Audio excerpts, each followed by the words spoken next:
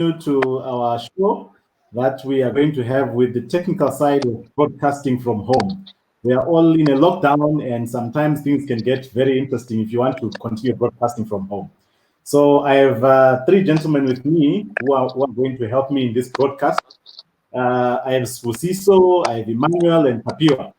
And we are going to be going through interesting subjects as we look at what do we need to do for us to be able to continue broadcasting from home when we don't have access to an audio, to a studio. So I will, let me see if I can find anyone that is online who's willing to get us some questions going. Um, I'm not sure if there's someone who's online who can ask us some questions. But anyway, while we wait for people to ask us questions, I'm going to quickly ask Spusiso. Spusiso, content, my friend. How do you change from studio production content to content that we need for the online audience? What's the difference? What are the major things that are different when you are broadcasting to the majority of the people and when you are doing it for online audience? What are the challenges?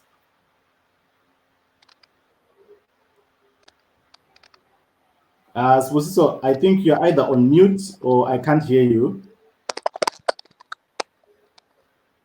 And Ben, I think there's something crackling on your side as well. I'm not sure whether there's something there that's making some noise. Swu, are you able to hear us? I'm not sure because I can't hear your...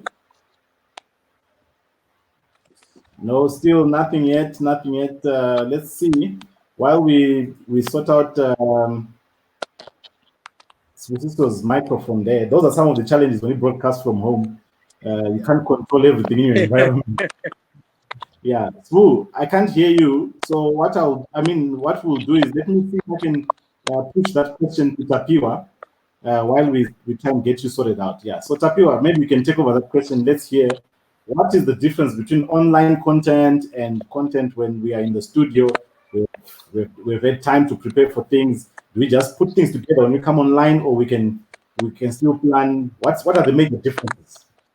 I think because I like working with like analogies and things like that. So I think the best way to put it is working out at home or working out in the gym.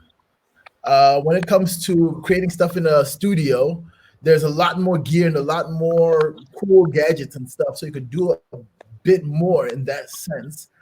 But at the end of the day, just like you can work out at home, you can also create stuff at home. So with that being said, it's not just a thing where you pick up the phone and you just hit record and you just say whatever comes out of your mouth. There's a lot of planning that goes ahead. Going back to the gym analogy, if you see me and I've lost weight, you say, "Oh, you have lost weight, great," but you haven't seen the process behind the whole weight loss thing. I mean, there's planning, there's dieting, there's all that stuff. So you need to kind of come up with scripts, come up with ideas, come up with content that's not there, and things like that, so that it's not just a random thing. And when you do it from home, that doesn't mean that the quality of the thing that you're doing as a presenter or as the host of the show or whatever you're doing, doesn't mean that quality has to go down. If you make a mistake, retake it. Just because you're at home doesn't mean you can just upload even the bloopers and things like that. So there are times where stuff I have uploaded online where I'm just using my cell phone here, and it's a thing where I have recorded like 15, 20 takes. And what you're seeing is one of those 15 or 20 takes. So there is planning, there is retaking that happens. There's a lot of pre-production work that has to happen. Okay, so I've seen people pick up their cell phone and they just switch it on because every cell phone has Facebook Live, for instance. Yeah. People just go ahead and do that. What are the challenges of doing that? What's the difference? I think we're experiencing just some of the challenges right now with technical difficulties that you might face. like sound issues, or you run out of data, or or the Wi-Fi is slow these days because everyone is using it. So there are those technical difficulties that can take place. Then there's also the issue of you feel like you're by yourself because it's just you and the camera, and you're recording, and you're just speaking to the camera.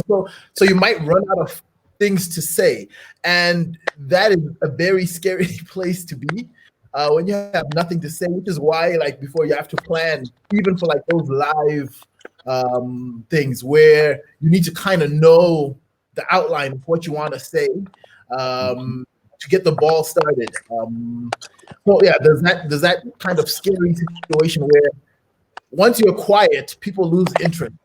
So that's why you see a lot of people when they go, or a lot of like the celebrities or people with lots of followings and things like that, when they're online, they're constantly talking, and then sometimes they'll read some of the comments. It could be a situation where they've run out of things to say, so they're looking for a new subject to say and keep going. So you have to maintain that momentum. Okay, there's a question here from one of my good brothers. Kek says, can you speak to the creative media, to the creative process media professionals go through to produce content? So do you just wake up in the morning and say, we're in a lockdown, I'm going to talk about exercising, and off you go? I don't know, Shy. I talk a lot, so if I'm talking too much, Mabena, you could cut me off, Emmanuel. No, don't worry, Emmanuel, this question is coming, so don't worry. Let's deal with what Keke just raised up here. Okay, so that's an excellent question. Firstly, it starts off with an idea. I think a lot of these things kind of start off with ideas or problems that need solutions. So when you begin, you could say, okay, I want to create a show that is targeted for, let's say, the youth, music show. And now what you can do is start looking at different shows that are up, not so that you can copy them, but so that you could find the gap that's missing, so that your show could have something different from those other shows. And then you kind of see, one, you're gonna need music. You're gonna need the gear to have the music come out on live.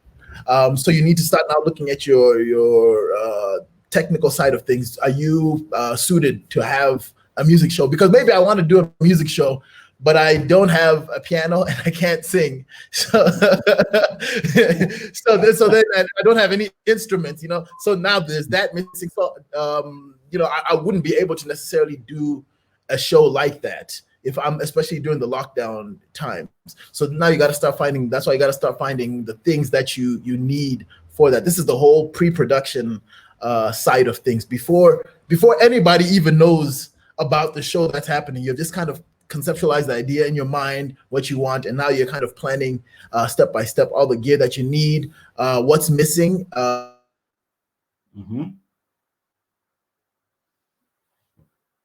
Tapiwa, I think I've lost you there. Let me see. Tapiwa, I think Tapiwa just got disconnected. Emmanuel, you're back. All right, let's wait for Tapiwa to reconnect. Right, so while we wait, I think we'll continue with Tapiwa as soon as he gets reconnected. I think one thing that you've noticed is that internet all of a sudden is swamped. Everybody's at home and everyone's trying to connect, and that causes lots of issues with bandwidth. And I'm not sure. Let me see. Tapiwa back. Yes, Tapiwa. We're back. I think you need to make sure your sound is sorted out as well. I can't hear you. So let's get that sorted out as well. So Tapiwa, you're basically talking about what we need to do to make sure we engage with our audience and the kind of content that we need to go with. Yeah, exactly. So I was talking about the example was of like a music show that you have kind of thought of that you want to do. Then you've gone through the gear, you've gone through what's missing, and then now comes, I guess, the more fun part, which is actually the filming process. You got to decide that you're going to do it live. Live is a very scary thing, by the way, for people who don't understand. Live is a very scary animal. So whether you want to do it live or you want to pre-record it and then put it out there, because each of those things will have an effect on what you do next. Then so if you're gonna be pre-packaging or pre-recording it and putting it online, then you could start to film it. After you have all the gear set up and everything like that, you could film it, and then you do the editing, the mixing, and things like that. This is kind of like for the whole thing, and then you post it online. Marketing is always good. I know it's a very touchy thing to say, do you want to really market things? But no matter what, I always say, if you have something and someone else is there, you're inadvertently in a competition with the other person. So then you gotta. I'm going to say to you, on that point, I've told people, even if we are doing gospel and spreading the good news of the kingdom, we still need to market, because there's Netflix. You're competing with Netflix. Exactly.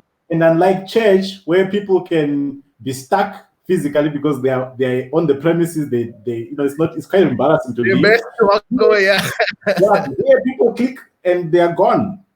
So we need to make sure our posters are up to scratch. They are detailed. They are well designed. They are clear. They, scheduling. We know when what is going to happen, and people can plan, because sometimes we take it for granted that people during a lockdown, they have nothing to do, so they'll watch us. No, there's lots of competition there.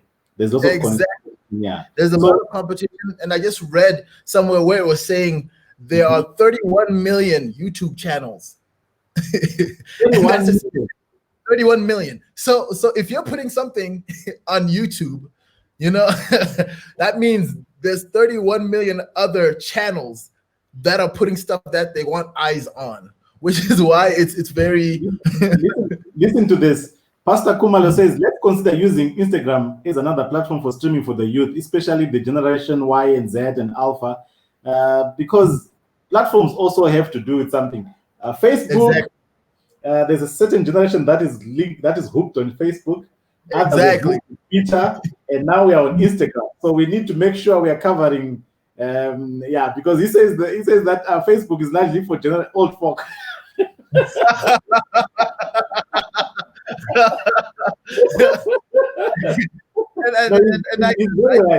He's very right. We need to agree with him there. There are people who tell you that Facebook is the village and the streets of Peter. There's that kind of talk. So we need to be aware where the people are and how to get to the people. So I think that's very important. And then let's talk about the concentration span.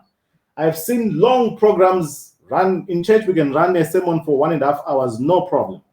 What's the challenge on social media and online? Oh, the challenge is people are getting bored really quickly.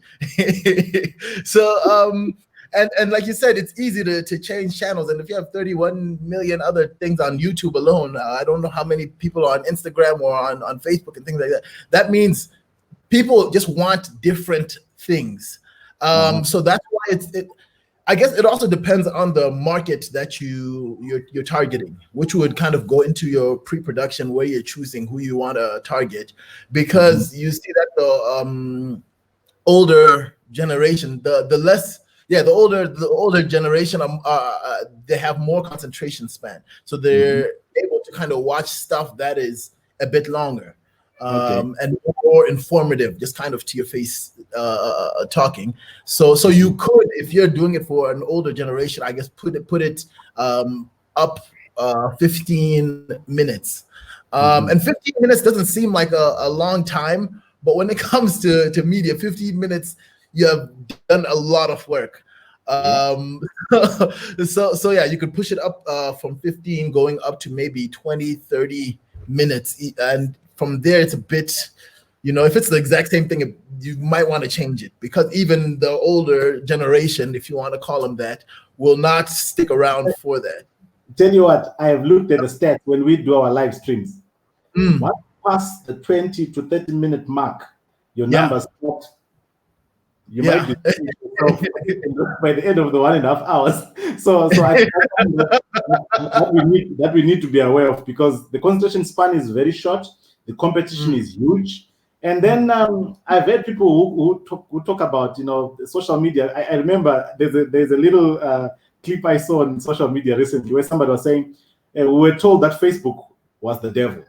Now the pastors are saying, and the churches are saying, connect on our page, connect on our page, connect on our page.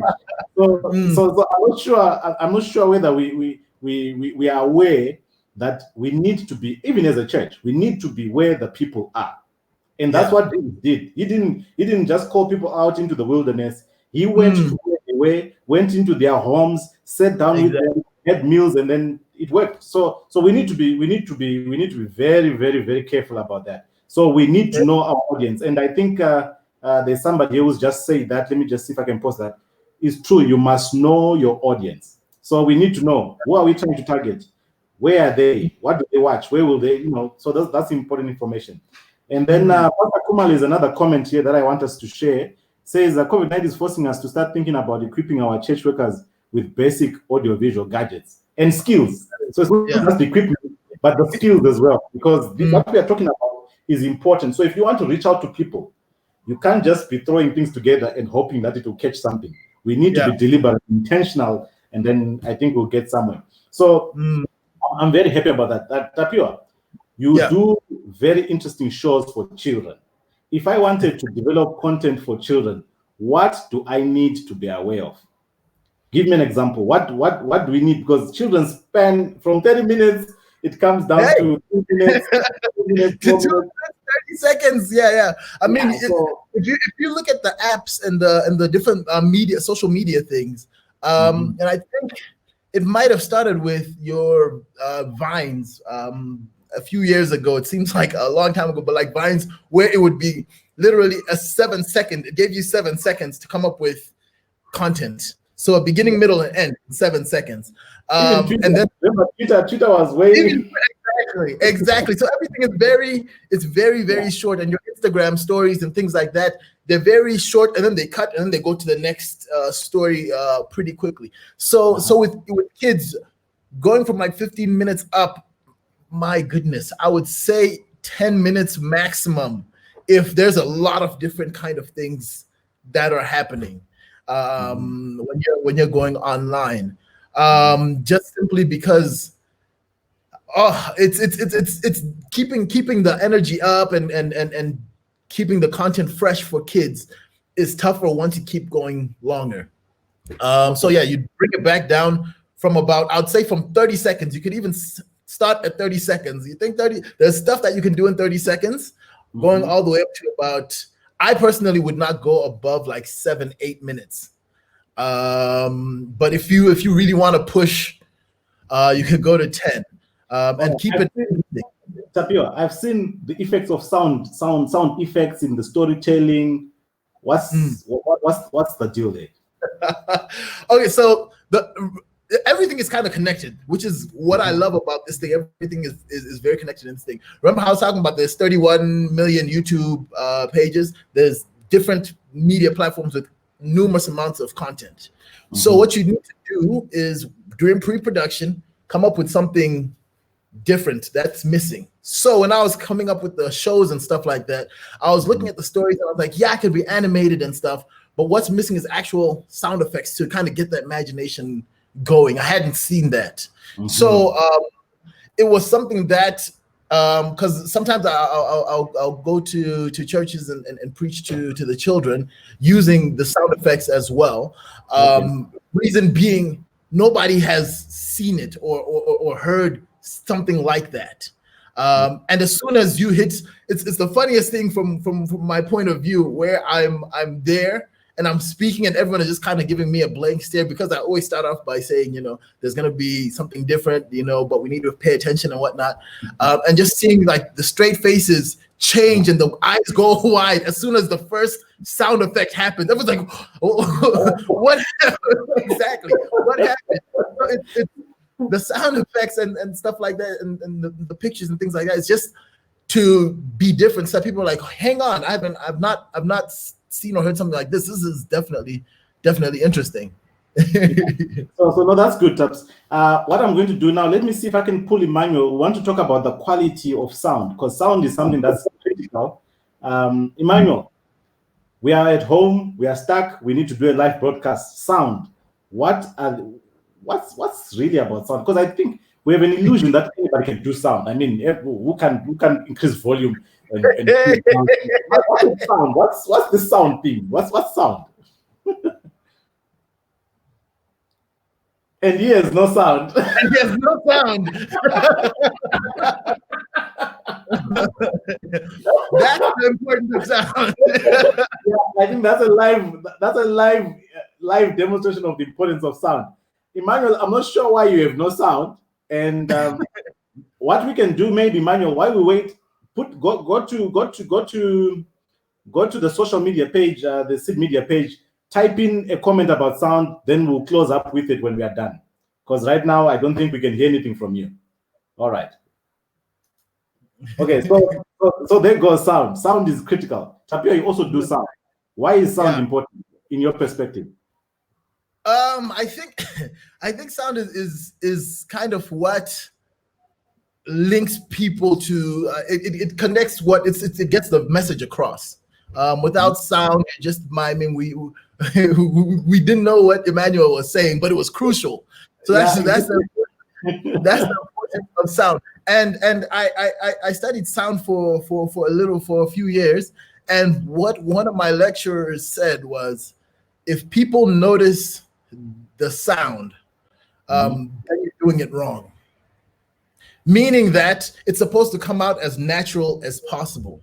Because we're always, I don't know whether you've noticed, but over here there's like a lot of traffic that usually goes by. And then in the morning when the lockdown happened, there was nothing. And you notice that immediate difference. There's a big change.